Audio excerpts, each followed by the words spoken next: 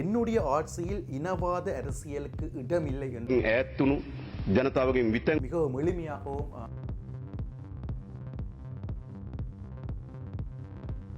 விடயங்களை ஜனாதிபதி அவர்கள் குறிப்பிட்டிருக்கின்றார்.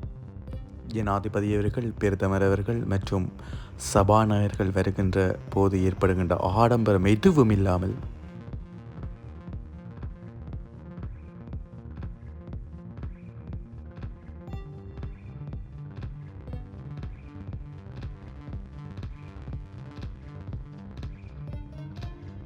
வணக்கம் உறவுகளே, இன்றைய தினம் அதாவது 21ஆம் தேதி இன்றைய தினத்தன்று புதிய அரசாங்கத்தின் பாராளுமன்றமானது நடைபெற்றுள்ளது. அதில் எவ்வாறான கருத்துக்களை ஜனாதிபதி அனுரகுமார திசாநாயக்க அவர்கள் தெரிவித்திருக்கின்றார். அதே மாதிரி அந்த நிகழ்வு எவ்வாறு ஆரம்பமாகி மிக மிக எளிமையாக எவ்வாறு ஆரம்பமாகி நடைபெற்றது, அதில் அனுரகுமார திசாநாயக்க அவர்கள் எவ்வாறான விடயங்கள் எவ்வாறான கருத்துக்களை மக்களுக்கு சொல்லியிருந்தார் மற்றும் எளிமையான முறையிலே எந்த ஒரு வருடத்திலும் இல்லாதவாறு மிக சிறப்பாக இந்த பாராளுமன்றமானது இன்று நடைபெற்று முடிந்துள்ளது. தற்போது நாங்கள் இந்த பாராளுமன்றத்தை பார்க்கின்றோம். இலங்கையின் மிக முக்கியமாக அந்த அழகான ஒரு இடத்திலே அந்த பாராளுமன்றமானது அமைய பெற்றுள்ளது. அந்த வகையில் முதலாவதாக இந்த பாராளுமன்றத்தின் சபாநாயகர்கள் வருகின்ற அந்த நிகழ்வை நாங்கள் பார்த்து கொண்டிருக்கின்றோம். மிக அழகாக அந்த காரிலே இறங்குகின்ற அந்த காட்சியை நாங்கள் பார்க்கின்றோம். முன்னைய காலங்களில் எல்லாம் நாங்கள் பார்த்தமாக இருந்தோம் என்றால் இந்த பாராளுமன்றத்தில் நடைபெறுகின்ற இந்த முதலாவது பாராளுமன்ற ஒன்று கூடல் ஒரு கட்சி வெற்றி பெற்ற பின்னர் நடைபெறுகின்ற அந்த ஒன்று கூடலானது மிகவும் பிரம்மாண்டமான முறையில் அணிநடைகளுடன் நடைபெறுவதை நாங்கள் பார்த்திருக்கின்றோம். இன்று மிக எளிமையாக அந்த சபாநாயகர் வருகின்ற அந்த காட்சியை நாங்கள் பார்க்கின்றோம். இவ்வாறு பெரும் எதிர்பார்க்கும் மத்தியில் மிகவும் எளிமையாக எல்லோருக்கும் பிடிக்கக்கூடிய விதத்திலே இந்த பாராளுமன்றமானது ஒன்று கூடலானது நடைபெற்றுள்ளது. அடுத்ததாக பிரதமர் அவர்களுடைய வருகையை நாங்கள் பார்க்க முடியும்.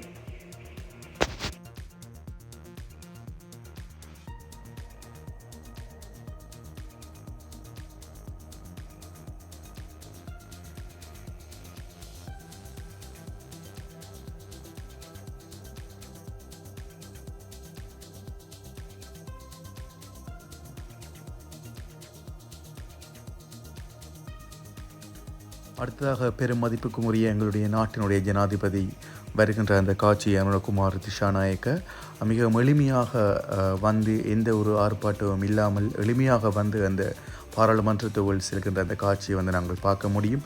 இதில் முக்கியமாக இன்றைய சமூக வலைத்தளங்கள் எல்லாவற்றிலும் சரி, மீடியாவிலேயும் சரி பேசப்படுகின்ற ஒரு விஷயமாக அவர் தன்னுடைய அந்த கார் கதவை துறந்து இறங்குகின்ற அந்த காட்சியானது எல்லோர் மத்தியிலும் மிக சிறப்பாக கதைக்கப்பட்டு வருகின்றது. காரணம் என்னவென்றால் முன்னைய காலங்களில் நாங்கள் பார்த்தோமென்றால் அவ்வாறு இருக்கவில்லை. வேறொருவர் தாம் துறந்து அந்த ஜனாதிபதியினுடைய வருகையை நாங்கள் பார்த்திருப்போம். இது மிகவும் எளிமையாக அவர் செய்தது எல்லோர் மத்தியிலும் ஒரு பாராட்டக்கூடிய ஒரு விஷயமாக பார்க்கப்படுகின்றது. அந்த வகையில் இந்த செயல்பாடானது எல்லா சமூக வலைத்தளங்களிலும் போற்றப்பட்டு வருகின்ற ஒரு தன்மையை நாங்கள் பார்த்து கொள்ளக்கூடியதாக இருக்கின்றது.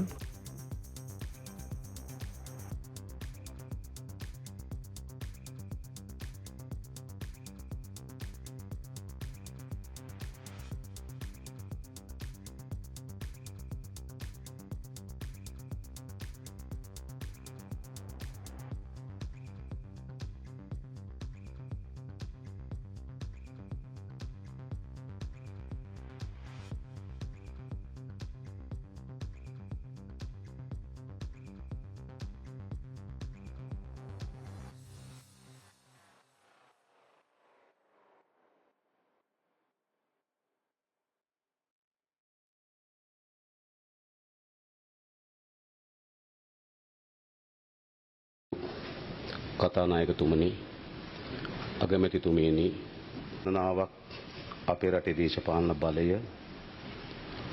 ප්‍රධාන දේශපාලන කඳුරු දෙකක් අතර හුවමාරු වෙමින් තිබුණා. எவ்வாறான கருத்துக்களை கூறியிருக்கிறார் என்பதை நாங்கள் தமிழில் சுருக்கம் பார்க்கலாம். இன்று 21 பாராளுமன்றத்தில் உரையாற்றிய ஜனாதிபதி அனுரகுமார திசாநாயக்க சர்ச்சையை ஏற்படுத்திய குற்றங்கள் வெளிக்கொணரப்படும் எனவும் பிரதிவாதிகள் சட்டத்தின் முன் நிறுத்தப்பட்டு பாதிக்கப்பட்டவர்களுக்கு நீதி வழங்கப்படும் எனவும் தெரிவித்திருக்கின்றார். 10வது பாராளுமன்றத்தின் நடவடிக்கைகள் இன்று ஆரம்பமாவதுடன் அரசாங்கத்தின் விஞ்ஞாபனத்தை ஜனாதிபதி சமர்ப்பித்தார். அது முக்கியமாக என்ன சொல்லப்படுகின்றது என்றால், இதன்படி சட்டத்தின் ஆட்சியை ஏற்படுத்துவது தொடர்பில் அரசாங்கத்தின் நிலைப்பாட்டை விளக்கிய ஜனாதிபதி, சட்டம், நீதி மற்றும் நியாயத்தை நிறைவேற்றும் அரசொன்றின் தேவை காணப்படுவதாக தெரிவித்தார். யாரையும் பழிவாங்கவோ அல்லது யாரையும் வேட்டையாடவோ நாம் விரும்பவில்லை என ஜனாதிபதி வலியுறுத்தினார்.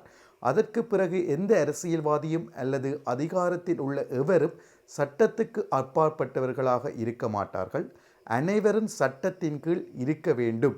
மேலும் சட்டத்தின் மீது மக்களின் உடைந்த நம்பிக்கையை மீண்டும் உறுதிப்படுத்த வேண்டும்.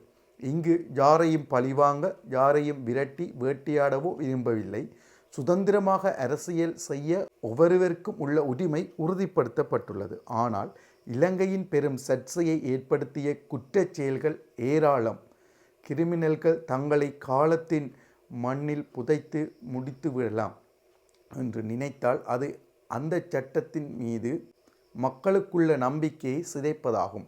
சட்டத்தின் மீது மக்களுக்கு நம்பிக்கையை வெளிப்படுத்தும் வகையில் சர்ச்சையை ஏற்படுத்திய குற்றங்களை குறித்து மீண்டும் விசாரணை நடத்தி பாதிக்கப்பட்டவர்களுக்கு நீதி வழங்கி குற்றவாளிகள் தண்டிக்கப்பட வேண்டும். எனவே இந்நாட்டில் பல்வேறு சந்தர்ப்பங்களிலும் இடம்பெற்ற குற்றச் செயல்கள் தமது அரசியல் தளத்தில் தேசியவாத முழக்கங்களாக மாற்றப்பட்டுள்ளன. ஆனால் நிறுவப்பட்ட அந்த அரசும் அதற்கு நியாயம் செய்ய முடியவில்லை. எனவே சர்ச்சைக்குரிய குற்றங்களில் ஈடுபட்டவர்கள் அம்பலப்படுத்தப்பட்டு அவர்கள் சட்டத்தின் முன் நிறுத்தப்பட்டு பாதிக்கப்பட்டவர்களுக்கு நீதி வழங்கப்படும் என உறுதியளிக்கின்றேன் என்றவாறு கூறியிருக்கின்றார். சட்டம், நீதி, நியாயம் நிறைவேறும் ஒரு தேசியத்தை நாங்கள் விரும்புகின்றோம். கிடைத்த ஆணைக்குள் கூட அந்த அரசை நிறுவத் தவறினால் அத்தகைய அரசை பற்றி கனவில் கூட பார்ப்பதில் அர்த்தமில்லை. ஜனாதிபதி அனுரகுமார் திசாநாயக்க மேலும் வலியுறுத்தினார். முக்கியமாக ஜனாதிபதி கூறிய கருத்துக்களுக்குள் என்னுடைய ஆட்சியில் இனவாத அரசியலுக்கு இடமில்லை என்ற ஒரு முக்கியமான ஒரு ஆணித்தரமான ஒரு கருத்தை அவர் கூறியிருக்கின்றார். ஏனென்றால் உங்களுக்கு தெரியும், எந்த ஒரு கட்சிக்கும் இல்லாதவாறு வடக்கு கிழக்கு போன்ற தமிழர்கள் வசிக்கின்ற இடங்களிலே அனுரகுமார திசாநாயக்க அவர்களை நம்பி மக்கள் வாக்களித்திருக்கின்றார்கள். அதற்காக அவர் மிக முக்கியமாக, அதைவிட நாட்டின் முன்னேற்றத்துக்காகவும் மிக முக்கியமாக கூறப்பட்ட ஒரு கருத்தாக இனவாத அரசியலுக்கு இடமில்லை என்ற ஒரு மிக சிறந்த ஒரு கருத்தை அவர் எங்களுக்கு குறிப்பிட்டிருக்கின்றார், மக்கள் எல்லோருக்குமாக. அதனை விட மிக முக்கியமாக வெறுப்பால் வெறுப்பை விரட்ட முடியாது, அன்பால் மட்டுமே அதை செய்ய முடியும் என்றவாறும் குறிப்பிட்டிருக்கின்றார். அதே மாதிரி சட்டத்துக்கு மேல் யாரும் இருக்க முடியாது, நான் உட்பட அனைவரும் சட்டத்தின் கீழ் இருக்க வேண்டும் என்ற ஒரு கருத்தை ஆணித்தரமாக குறிப்பிட்டிருக்கின்றார். மிக முக்கியமாக இன்று 29 பிரதி அமைச்சர்கள் பதவி பிரமாணம் செய்திருக்கிறார்கள். தேசிய மக்கள் சக்தியின் அரசாங்கத்தில் 29 பிரதி அமைச்சர்களாக நியமிக்கப்பட்டுள்ள புதிய அமைச்சர்கள் இன்று 21 ஜனாதிபதி செயலகத்தில் ஜனாதிபதி அனுரகுமார் திசாநாயக்க முன்னிலையில் சத்திய பிரமாணம் செய்து கொண்டார்கள் என்பது ஒரு முக்கியமான விடயமாக காணப்படுகின்றது. அதே மாதிரி பிரதி அமைச்சர்கள் பட்டியலையும் இன்று ஊடகங்களுக்கு வெளியிட்டுள்ளார்கள். சரி உறவுகளே, இன்றைய வீடியோ உங்களுக்கு பிடிச்சிருந்தால் லைக் பண்ணுங்கள், ஷேர் பண்ணுங்கள், சப்ஸ்கிரைப் பண்ணுங்கள். இன்னொரு சிறந்த ஒரு காணொளியில் நான் உங்களை சந்திக்கிறேன்.